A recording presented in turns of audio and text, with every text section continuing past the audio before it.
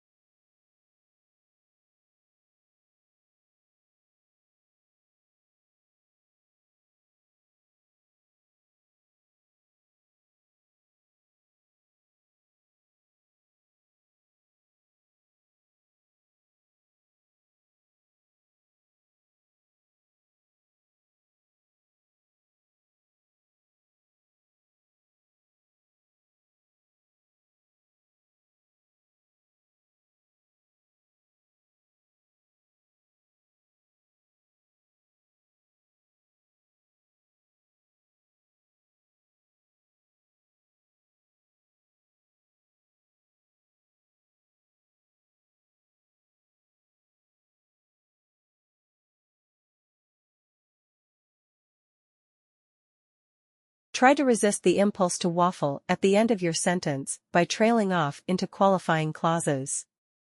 It might be worth relocating the clause to the beginning of the sentence or losing it altogether if you feel that it adds little to its meaning.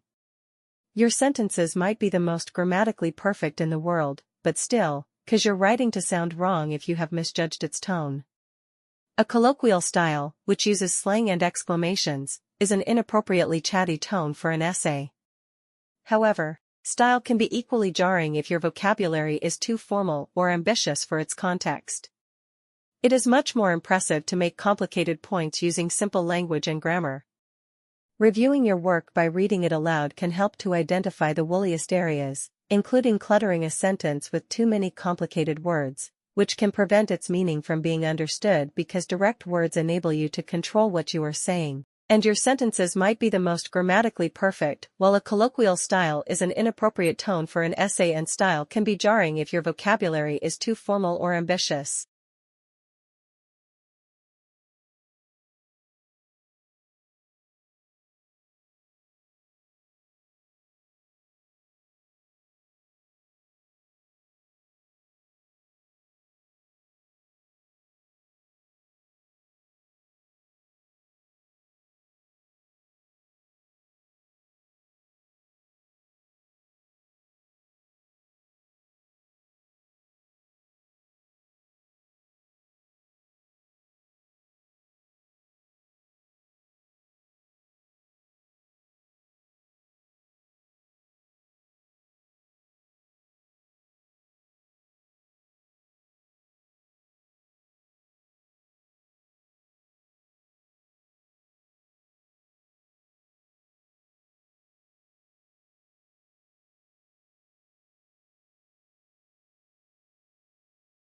Asda has become the first food retailer in the country to measure how much customers can save by cutting back on food waste, thanks to a knowledge transfer partnership, KTP, with the University of Leeds.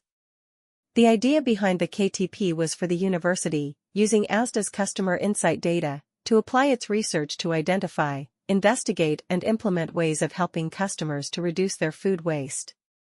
This was one of the first times that a major retailer had tried to deliver large-scale sustainability changes, with the 2-year project seen as a way for Asda to position themselves as true innovators in this area. The campaign focused on providing customers with advice on everything from food storage and labeling, to creative recipes for leftovers. Meanwhile, in-store events encouraged customers to make changes in their own. They will make changes to how they deal with food waste in their own homes, leading to an average saving of £57 per customer, as well as a reduction in waste. A key aspect of a KTP is that an associate is employed by the university to work in the firm and help deliver the desired outcomes of the KTP. As a part of the collaboration with ASDA, Laura Babs was given the task of driving forward the sustainability changes in the retailer. As a result of the success of her work, Laura eventually became a permanent member of the team at ASDA.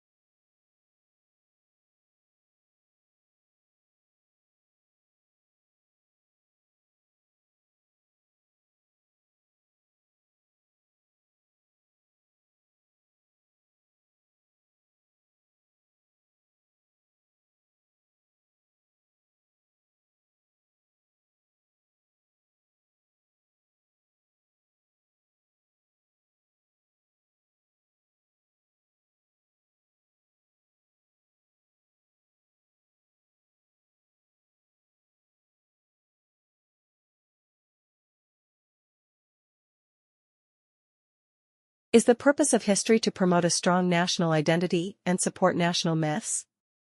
Certainly, it has been used in this way for centuries, and this is often reflected in the history curriculum. We can all remember history at school as being a matter of learning lots of facts and dates, and long lists of kings and queens, a grand narrative of how we got from a not-so-civilized past to the great nation we are today. Putting aside the fact that national identity is a complex and divisive question, especially in countries like the UK, which is comprised of several nationalities, this approach to history emphasizes a broad understanding, rather than a detailed understanding. Yet history is, or should be, a critical, skeptical discipline. Some historians see their work as disproving myths, demolishing orthodoxies, and exposing politically motivated narratives which claim to be objective. What students need to develop are more critical and analytical skills, in other words, to think for themselves. They can do this by studying certain historical problems in depth. This involves being critical of the narratives presented by historians and skeptical of the myths preserved in the national memory.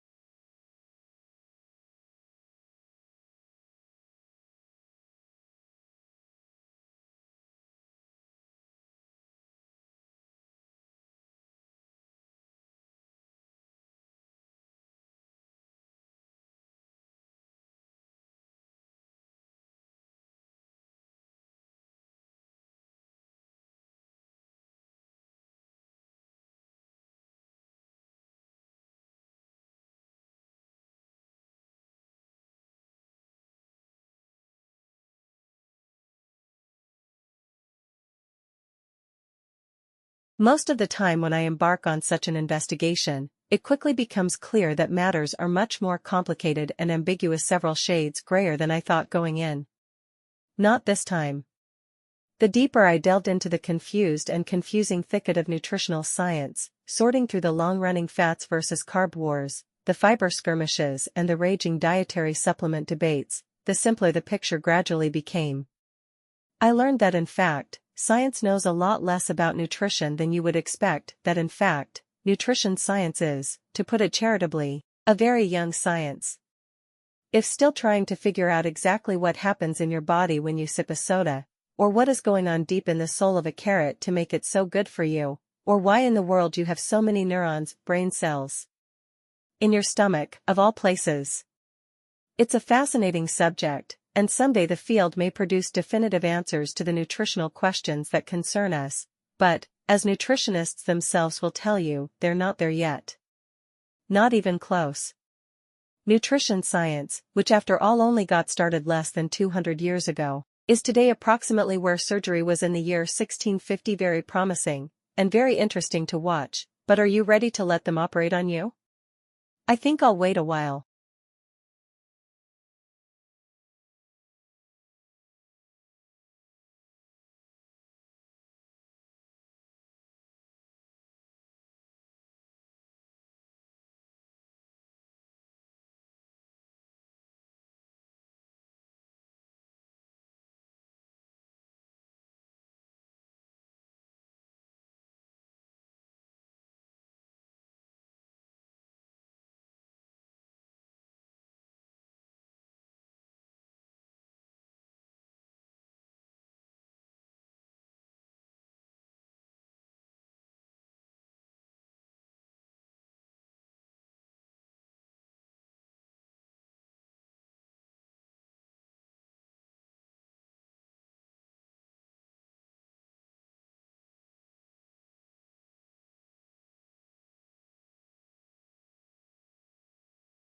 The area that is now South Africa has been inhabited by humans for millennia.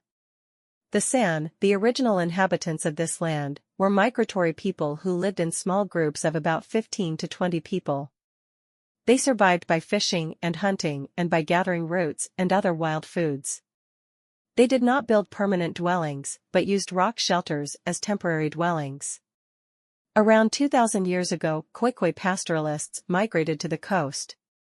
In the eastern part of present-day South Africa, ironworking societies date from about 300 AD. The Sotho-Tswana and Nguni peoples arrived in this region around 1200 AD.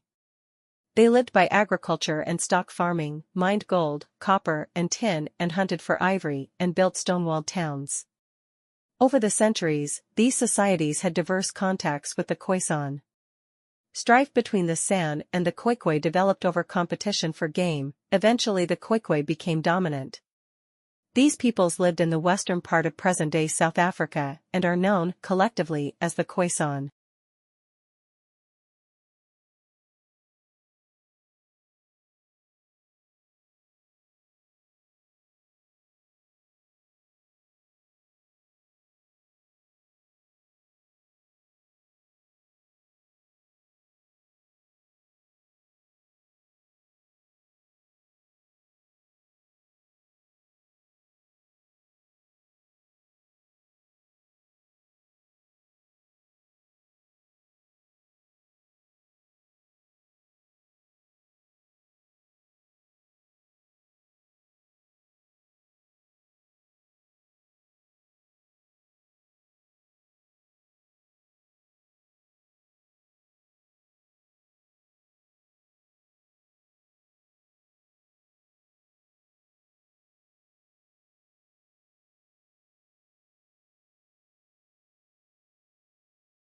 They call it the marshmallow test.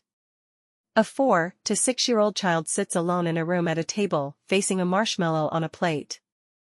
The child is told, if you don't eat this treat for 15 minutes, you can have both it and a second one. Kids on average wait for 5 or 6 minutes before eating the marshmallow.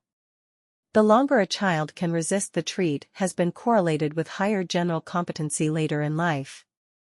Now a study shows that ability to resist temptation isn't strictly innate, it's also highly influenced by environment. Researchers gave 5-year-olds used crayons and one sticker to decorate a sheet of paper. One group was promised a new set of art supplies for the project, but then never received it.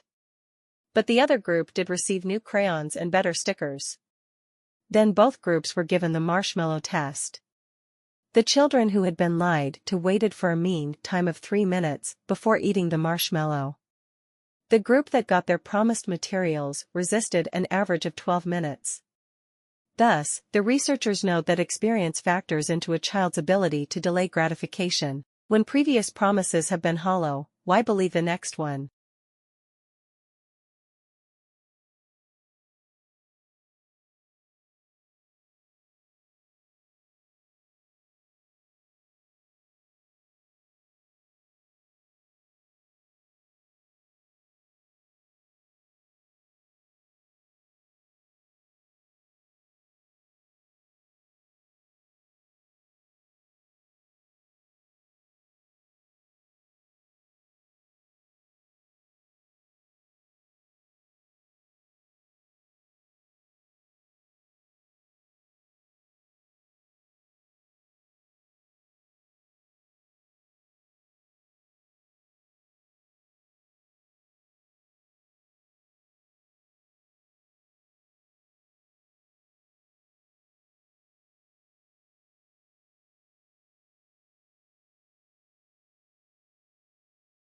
As economic troubles stops flare up around the globe, the earning estimates of American firms who do business abroad begin to flatten. Without these international consumers to buy their products, there are fewer sales, which means that inventories pile up. When there is more supply than demand, prices go down. Lower prices would normally cause demand to pick up, but in an uncertain economy people tend to postpone purchases. We see this tendency in the American economy with computer products where consumers believe that the prices will go down if they wait another 6 months, so they decide to hold off. This tendency causes further gluts in the market, which eventually leads manufacturers to slow production. They lay off workers, causing domestic consumption to fall further since there is less money to buy goods. These effects ripples throughout the economy and create a deflationary spiral that can lead to a recession or even a depression.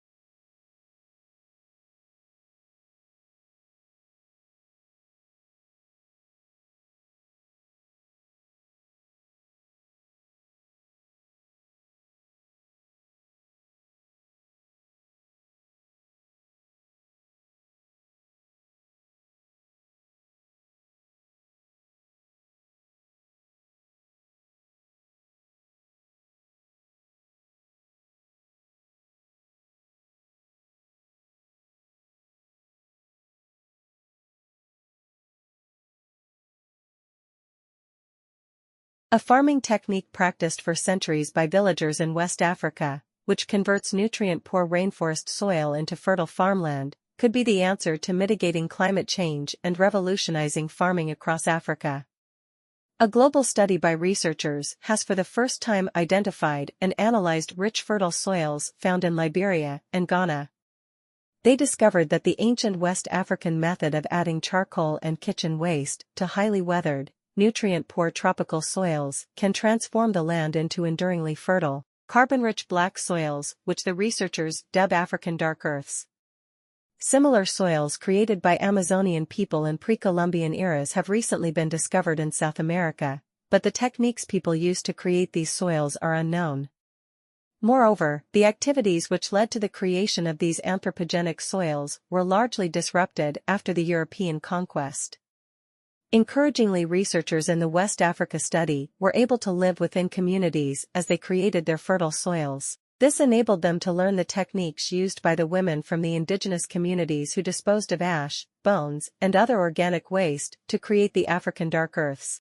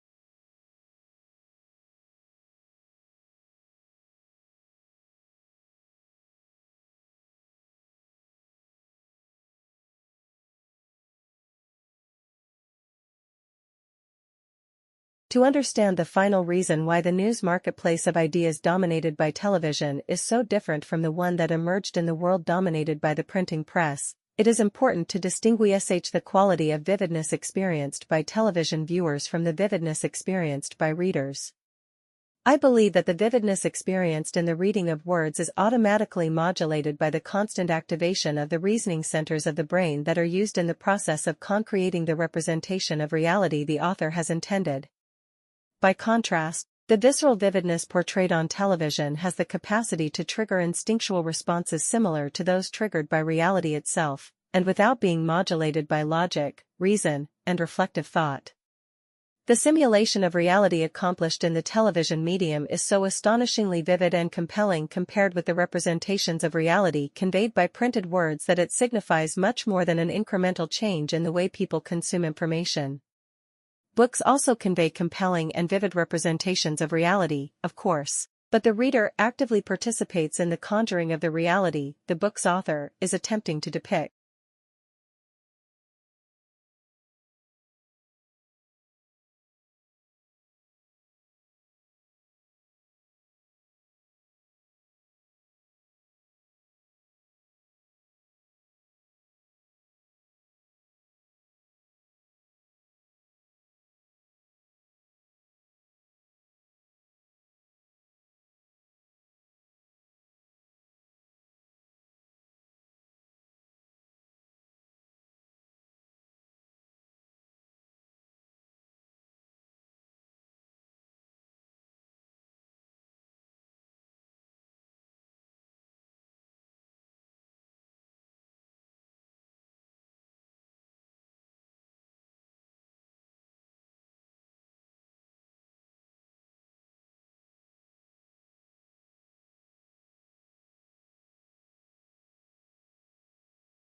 Until the early 1960s, newspapers published separate job listing for men and women. It wasn't until the passage of the Equal Pay Act on June 10, 1963 that it became illegal to pay women lower rates for the same job strictly on the basis of their sex. The wage gap is a statistical indicator often used as an index of the status of women's earnings relative to men's. It is expressed as a percentage, e.g., in 2005, women earned 81% as much as men, and is calculated by dividing the median annual earnings for women by median annual earnings for men. Since 1963, when the Equal Pay Act was signed, the closing of the wage gap between men and women has been at a rate of about half a penny a year.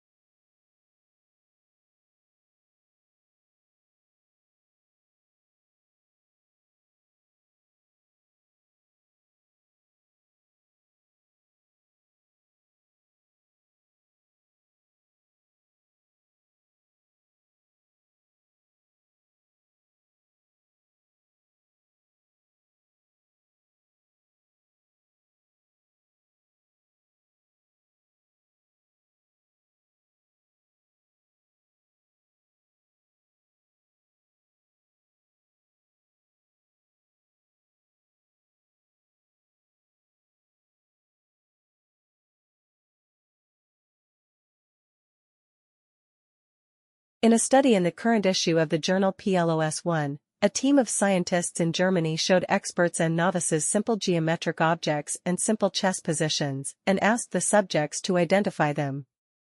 Reaction times were measured and brain activity was monitored using functional MRI scans.